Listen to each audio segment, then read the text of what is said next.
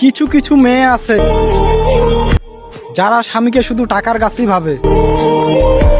আরে বোন, একটা কথা শুনে যাও, স্বামীকে সবসময় টাকার গাছ ভাবিও না, স্বামীকে বট গাছ ভাবো, যে স্বামী তোমাকে সারা জীবন আগলে রাখবে। শুধু টাকা হলেই যে সুখ হয় এটা কোনো কথা না। জীবনে সুখ পেতে গেলে, শান্তি পেতে গেলে ভালোবাসার প্রয়োজন আছে।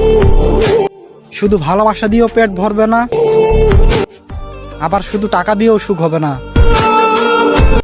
কতজনের তো কত কত কোটি কোটি টাকা, তবু তো তাদের সুখ নেই। আবার কুড়ে ঘরে থেকে দেখো, অনেকজন কত সুখে আছে, দিন মজুরের কাজ করে। তাই স্বামীকে টাকার গাছ না ভেবে বট গাছ ভাবুন। আপনার জীবনে অবশ্যই সুখ শান্তি আসবে। স্বামীর কদর দিতে শিখুন।